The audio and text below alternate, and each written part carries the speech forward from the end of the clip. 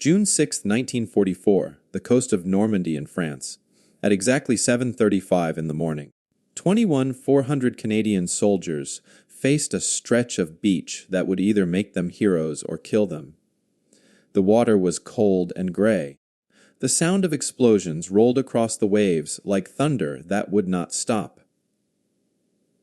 Above them, German machine guns sat in concrete bunkers, waiting. Below them, mines hidden in the sand waited, too. This beach had a name in Juno Beach.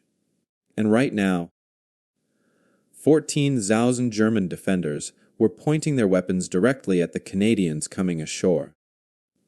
This is the story of why Canadian soldiers earned the nickname, the Quiet Professionals. And you are about to see exactly why they deserved it. The numbers told a terrible story before a single shot was fired. Military planners in London had studied this beach for months. They knew it was the second most heavily defended landing zone in all of Normandy. Only Omaha Beach, where the Americans would land, had more guns, more bunkers, and more ways to kill you. The Canadian commanders looked at their maps and did the math.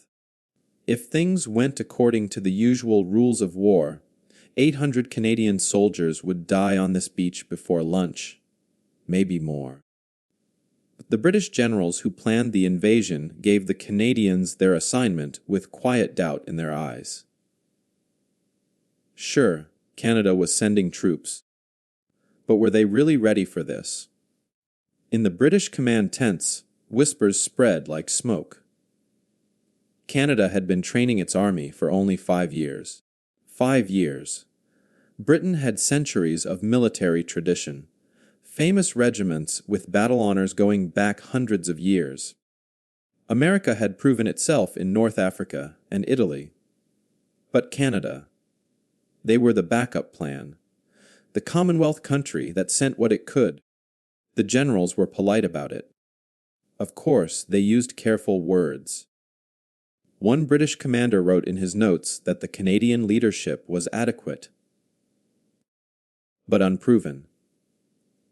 Another said the troops seemed eager, but lacked the killer instinct that came from generations of warrior culture. The Canadians were farmers and factory workers, lumberjacks and shopkeepers. What did they know about real war? Major General Rod Keller stood on the deck of a ship that morning, watching his men prepare to climb down into the landing craft. He was 47 years old. His face showed the lines of a man who had already seen one world war. Back in 1918, Keller had fought in the trenches of France as a young man. He knew what German bullets felt like when they snapped past your head. He knew the smell of mud mixed with blood. Now, 26 years later, he was back in France leading the 3rd Canadian Infantry Division into the largest invasion in human history. The British High Command had given him this job without much celebration. No speeches about his brilliance, no predictions of glory. Just orders and a beach that might swallow his entire division whole. Keller watched his men and saw something the British generals did not see. These were not men who dreamed of medals. They did not march with bands playing behind them, thinking about parades back home. They were quiet and focused. They checked their weapons with the same care a carpenter checks his tools before building a house. They helped each other with their packs without being told. When they spoke, their words were few. There was no boasting, no wild promises about what they would do to the enemy. Just men preparing to do a job that needed doing. The British officers had their doubts, but Keller had watched these soldiers train. He had seen them in exercises that pushed them harder than the standard British program. While British troops trained for 12 weeks, the Canadians at Camp Borden trained for 16. 4 extra weeks of learning how to shoot straighter, move faster, and think clearer under pressure. But it was not just about time. It was about what they learned. British doctrine said that corporals followed orders from lieutenants. Lieutenants followed orders from captains. Everyone stayed in their lane. The Canadian training was different. They taught their corporals to think like officers. When the lieutenant fell, the corporal had to be ready to make the hard choices. When things went wrong, and things always went wrong in battle, every Canadian soldier needed to know not just what to do, but why they were doing it. The conventional wisdom said this approach would create chaos. Soldiers needed strict control. The experts insisted. Give them too much freedom, and they would panic when the plan fell apart. But Keller had seen something else in the training grounds. He had seen young men from small towns in Saskatchewan and fishing villages in Nova Scotia learn to solve problems on their own. They did not need someone shouting orders every second. They figured things out. They adapted. And they did it all without drama, without fuss, without needing to be the center of attention. As the landing craft began to load, Keller thought about a conversation he had with a British colonel the week before. The colonel had been polite but direct. He asked if the Canadians were truly ready for the intensity of a contested beach landing. After all, they had not faced anything like this before. Keller had looked at the man for a long moment before answering. His words were simple, and they would prove to be the most important insight of the entire campaign. Canadians don't fight for glory. Keller said quietly. They fight to finish the job and go home. The colonel had nodded politely, but his eyes showed he did not really understand. How could that mindset possibly be enough against 14,000 entrenched German soldiers with orders to throw the invasion back into the sea? The engines of the landing craft roared to life. The smell of diesel fuel mixed with salt water. Young men who had never seen combat gripped their rifles and thought about the farms and cities they came from. They were about to find out if being quiet professionals meant anything at all when the bullets started flying. But to understand what happened next, we need to go back and see where this quiet professionalism came from. The Canadian approach to war did not happen by accident. It was built deliberately over years of training that looked nothing like what other armies were doing. At Camp Borden in Ontario, Canadian recruits arrived, expecting the usual military routine. Instead, they found something different. While British training camps ran their programs for 12 weeks, Camp Borden ran for 16. Those extra 4 weeks were not just about doing more push-ups or marching longer distances. They were about learning to think. The training officers at Camp Borden had a radical idea. They believed that in the chaos of real combat, the soldier who could think for himself would live longer and fight better than the soldier who just followed orders. So they taught corporals, the lowest level of leadership, how to make decisions that most armies reserved for lieutenants. They ran exercises where they would suddenly remove the officer in charge and see what happened. Could the corporal step up? Could he read the battlefield and figure out what needed to happen next?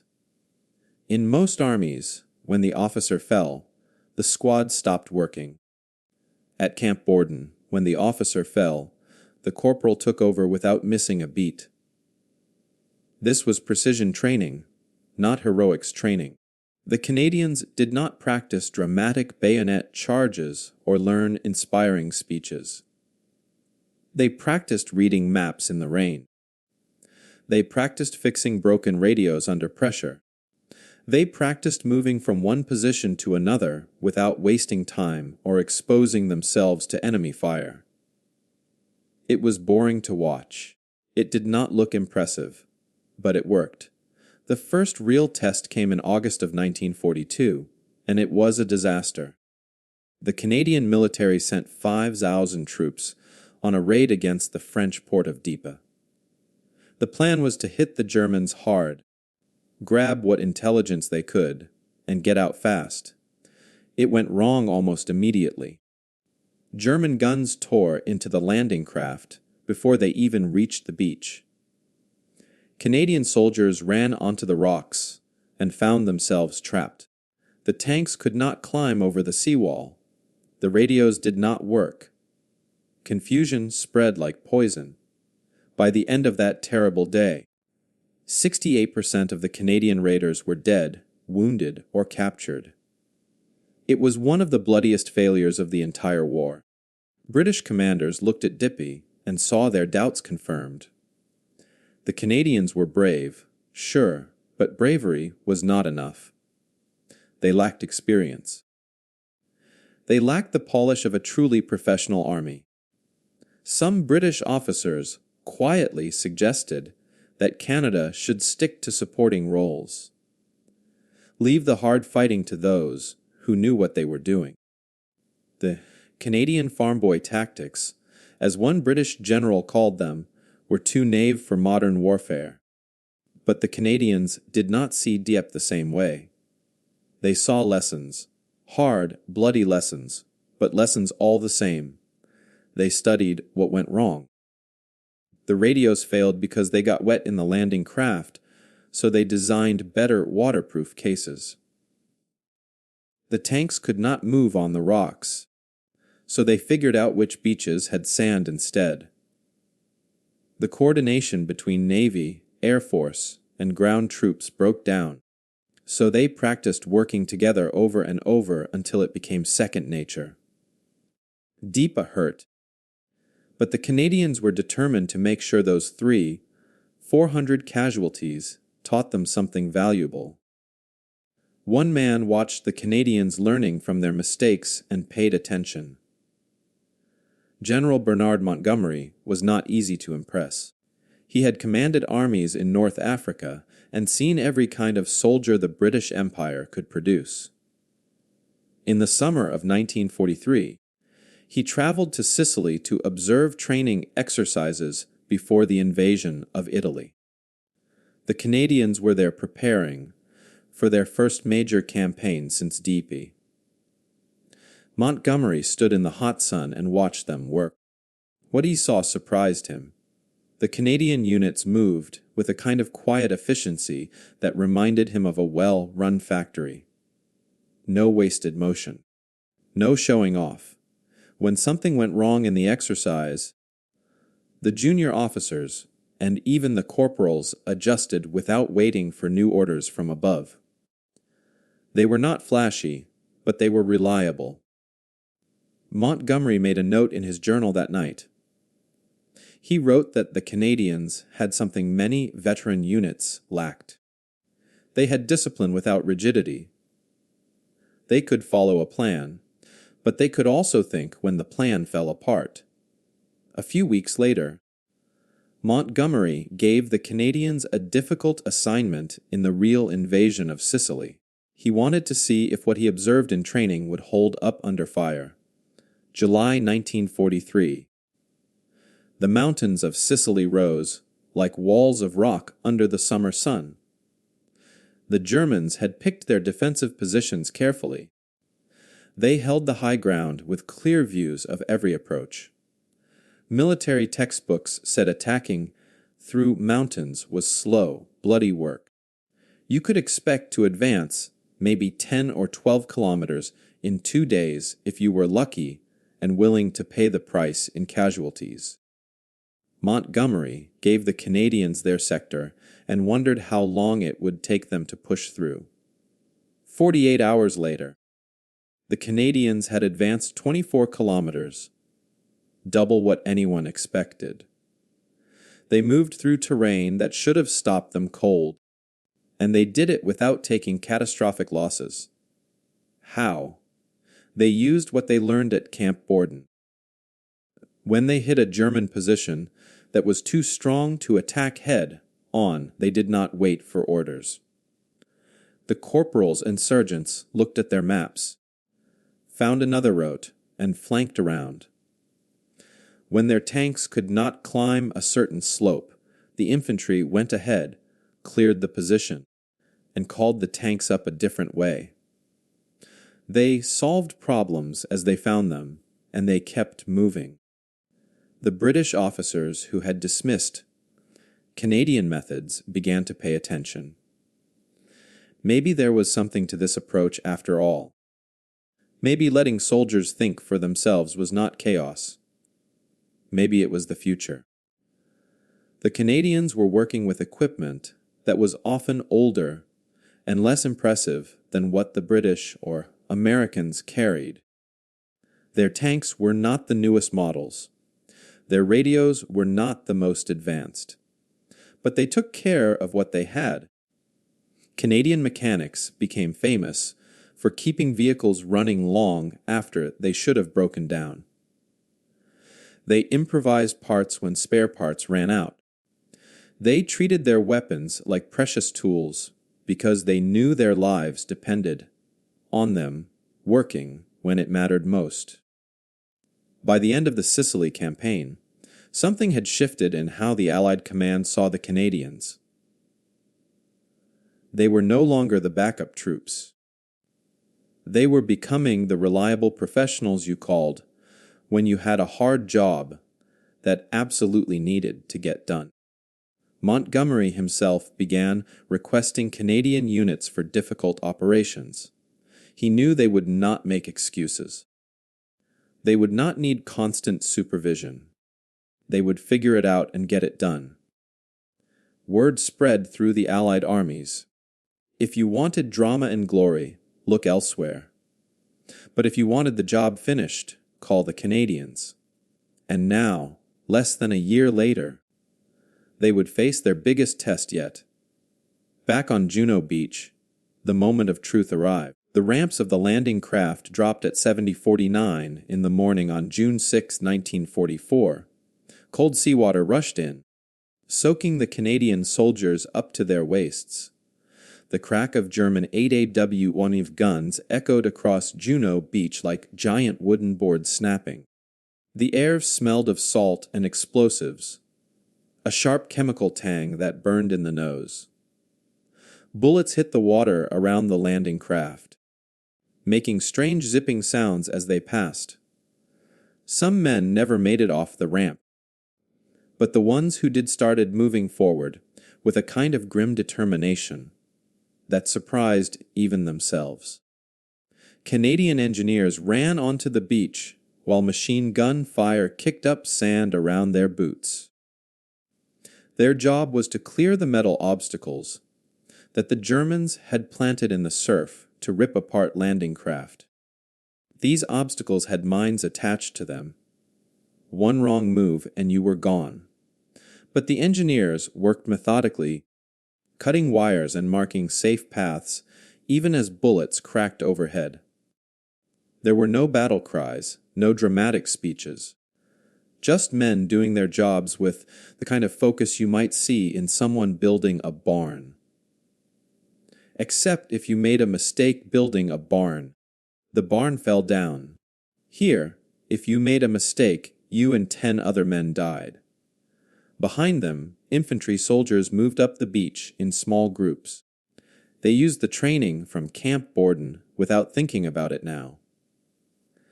When one group got pinned down by machine gun fire, another group flanked around to take out the German position. When a lieutenant fell wounded, the corporal took over and kept the squad moving. There was controlled aggression in every movement, but no chaos. The Canadians advanced like a machine that had been well built and well maintained. By noon, something remarkable had happened. The Canadian forces had pushed 10 kilometers inland from Juno Beach. 10 kilometers. That was farther than any other Allied unit on D-Day. The Americans at Omaha Beach were still fighting to get off the sand. The British at Golden Sword had made progress, but nothing like this. And the Butcher Bill, as soldiers called the casualty count, was lower than anyone had predicted. The planners in London had expected 800 Canadian dead by the end of the day. The actual number was 340. Each one of those deaths was a tragedy. A young life ended on a beach far from home. But it was less than half of what the experts said would happen. The Canadians had done the impossible. They broke through the second most heavily defended beach in Normandy and kept going. Compare this to what happened at Omaha Beach. The American 1st Infantry Division was attacking there, and these were experienced soldiers who had fought in North Africa. They were good troops, battle-tested and brave. But Omaha Beach chewed them up. By the end of D-Day, 400 American soldiers were dead or wounded at Omaha. The beach was more heavily defended than Juno, true, but not by much. And the Americans had more firepower, more naval support, more of everything. Yet the Canadians at Juno, with less experience and older equipment, suffered 340 casualties total and achieved more territorial gains. The difference was not in courage. American soldiers were just as brave. The difference was in training and approach. The Canadians had learned to think and adapt. When the plan broke down, they made a new plan on the spot. Word of the Canadian success spread fast through the Allied command. By August of 1944, just 2 months later, there were 175,000 Canadian troops in Northwest Europe. They had become the go-to force for difficult assignments. When a position needed to be taken and taken quickly, commanders asked for the Canadians. They were not the biggest army in Europe. The Americans and British had far more troops. But size is not everything. What mattered was reliability. The Germans noticed too. In their headquarters, German officers studied maps showing where different Allied units were positioned. They marked the Canadian sectors with special attention. Intelligence reports from captured German documents showed that they had given the Canadians a nickname. They called them Blutungsnase. It meant bloody noses in German. It was the highest threat assessment you could get. The Germans respected the Americans and British, but they feared the Canadians. There was something relentless about them. They did not stop. They did not slow down. They just kept coming, solving problems, adapting, moving forward. German commanders tried different approaches to stop the Canadian advance. They pulled in reserve units, elite troops, who were supposed to be held back for emergencies. They fortified positions that should have been nearly impossible to attack. They used every trick they knew. But the Canadians kept finding ways through. It was like watching water find cracks in a dam. You could block one path, and they would find another. You could set up a perfect ambush, and somehow they would sense it and go around.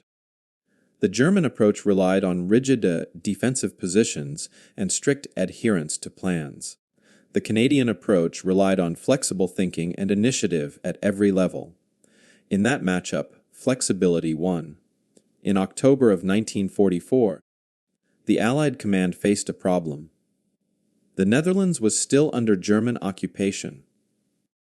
Millions of Dutch civilians were suffering under Nazi rule.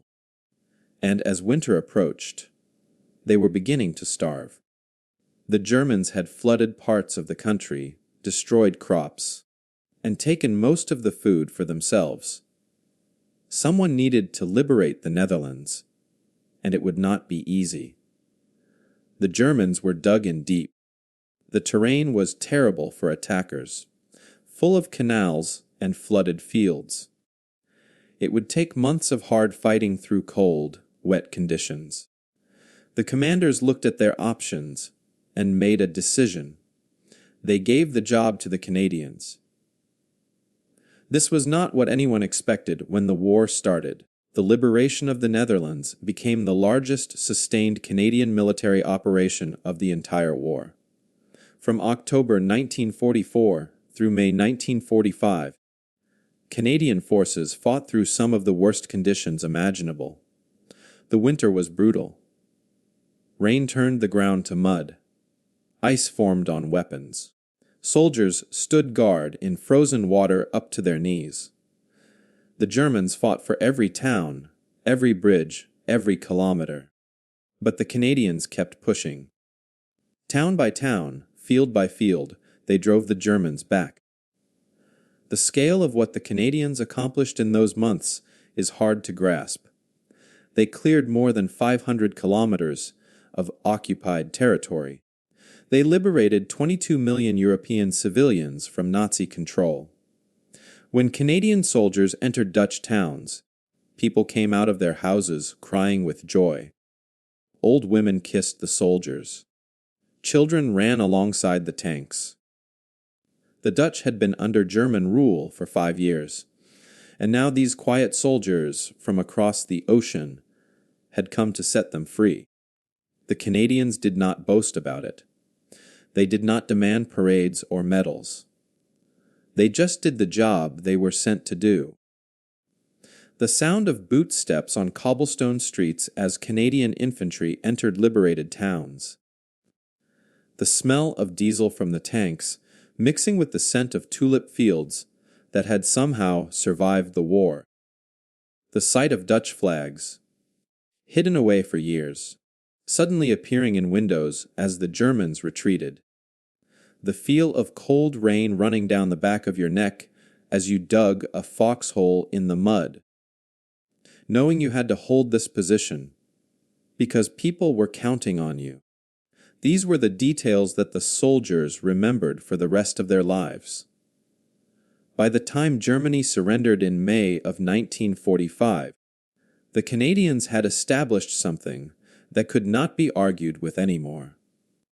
They were not backup troops. They were not inexperienced farm boys. They were professionals who got the job done without flash or drama. The approach that British commanders once dismissed, as Nave had proven itself in the hardest test possible. Real combat against a skilled enemy over months and years.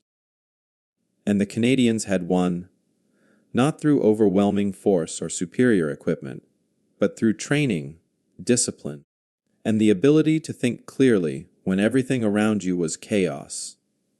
When the guns finally went quiet in May of 1945, something interesting happened to the Canadian military approach. Most armies went back to doing things the old way. The war was over, so why change? But the lessons the Canadians had learned about decentralized command and quiet professionalism did not disappear. Instead, they grew into something bigger. They became the foundation for a completely new way of thinking about how soldiers should operate in the world. The real test came in 1956. 11 years after the war ended, Egypt and Israel were on the edge of a full-scale war over the Suez Canal. Britain and France had jumped in on Israel's side, and suddenly, the whole Middle East was about to explode into a conflict that could pull in the Soviet Union and the United States. The world needed someone to step between the armies and keep the peace. But who could do that? You needed soldiers who were disciplined enough to follow strict rules of engagement, smart enough to make decisions without constant supervision, and calm enough not to escalate situations into firefights. You needed soldiers who knew how to be professionals without needing to prove how tough they were. A Canadian diplomat named Lester Pearson had an idea. He proposed sending a United Nations peacekeeping force to Egypt, and he suggested that Canadian soldiers should form the core of this force. Other countries thought he was crazy at first. Sending armed soldiers to keep peace sounded like a contradiction. But Pearson understood something important. The Canadian approach to warfare, the same approach that won at Juno Beach and liberated the Netherlands, was perfect for this new kind of mission. Canadian soldiers knew how to stay calm under pressure. They knew how to think for themselves when situations changed. Most importantly, they knew how to get a job done without making it about themselves. The first UN peacekeeping mission worked. Canadian soldiers stood between Egyptian and Israeli forces, and instead of fighting, they watched and waited and kept both sides from starting something that could not be stopped. It was boring work most of the time, standing at checkpoints in the desert heat, patrolling empty roads, writing reports. There were no heroic charges, no dramatic battles. Just professionals doing a job that needed doing. And it worked so well that it became the model for peacekeeping missions all over the world. Canada would go on to participate in almost every major UN peacekeeping operation for the next 50 years. The quiet professionals had found their calling in the post-war world.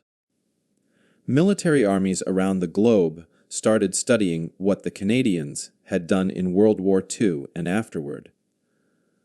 At first they looked at the battles, the tactics, the specific decisions that led to victory. But the more they studied, the more they realized the real innovation was not in any single tactic. It was in the philosophy, the idea that you could train soldiers to think for themselves, that you could trust junior leaders to make important decisions.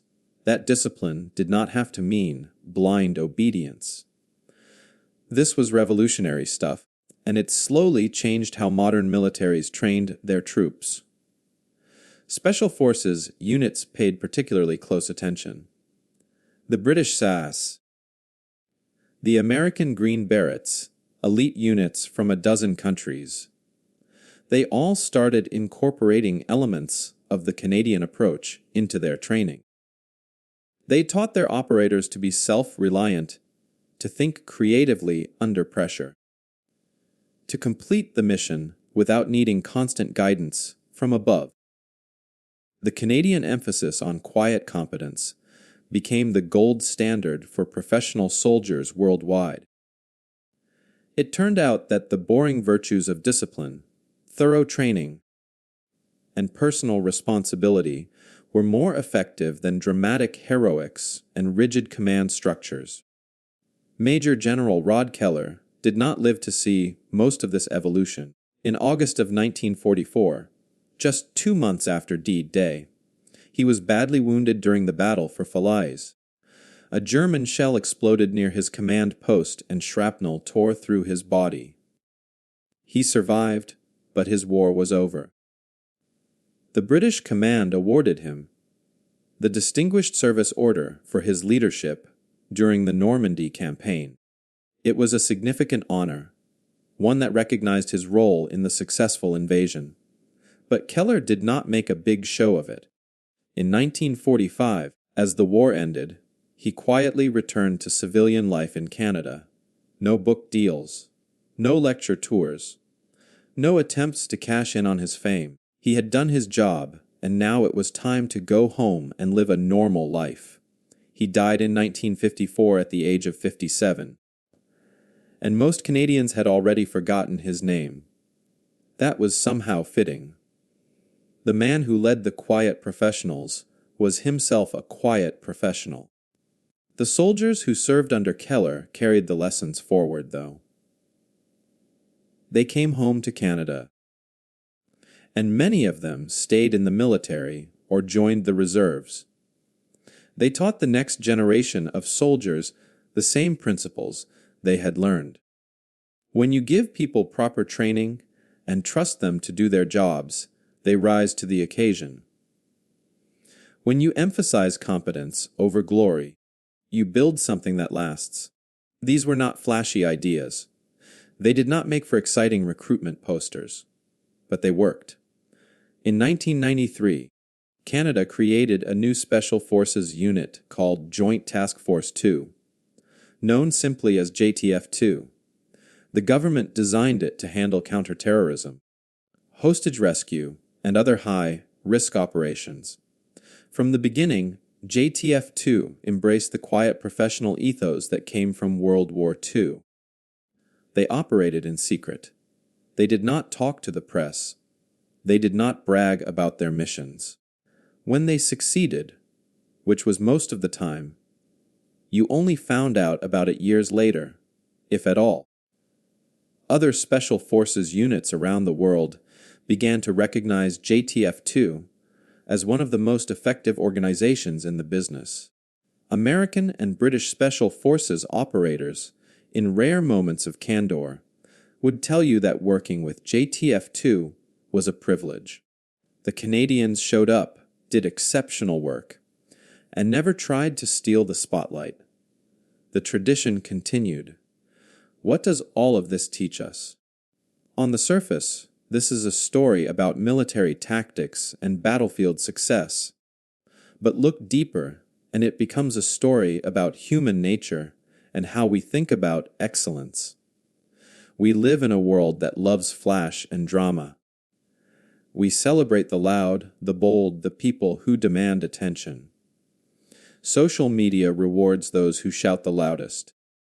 Business culture often promotes those who take credit most aggressively. We are trained to think that if you are not making noise, you must not be doing anything important. The Canadians proved the opposite. They showed that real effectiveness often looks boring from the outside. The most dangerous soldiers on D-Day were not the ones giving inspiring speeches or seeking glory. They were the ones who had trained thoroughly, thought clearly, and focused on completing the mission. The most innovative military approach of World War II was not some dramatic new weapon or bold strategy. It was the simple idea that you should train people to think for themselves and trust them to do so. This matters beyond the battlefield. In any field, the people who actually get important things done are often not the ones making the most noise about it. The best teachers are usually not the ones constantly talking about how great they are at teaching. The best doctors are usually not the ones seeking fame. The best leaders in any organization are often the ones who focus on the work itself, rather than on making sure everyone knows how important they are. Quiet competence beats loud incompetence every single time. But our culture does not always recognize that until the results become undeniable. The Canadian soldiers of World War II faced skepticism and doubt from people who should have known better. British generals dismissed them as inexperienced farm boys. German intelligence underestimated them at first. But the Canadians did not waste energy arguing or trying to prove themselves with words. They simply did the work. They trained harder. They thought more clearly. They adapted faster. And when the test came, when thousands of lives hung in the balance on beaches and in frozen fields, they delivered results that spoke louder than any boast ever could. History is full of heroes seeking glory and finding death instead. The story of the quiet professionals reminds us that sometimes the deadliest warriors, the most effective people in any field, are the ones who simply show up, do the job, and let their results speak for themselves. In a world that constantly demands we promote ourselves and seek attention, there is something deeply powerful about people who just focus on being excellent at what they do. The Canadians did not need the spotlight.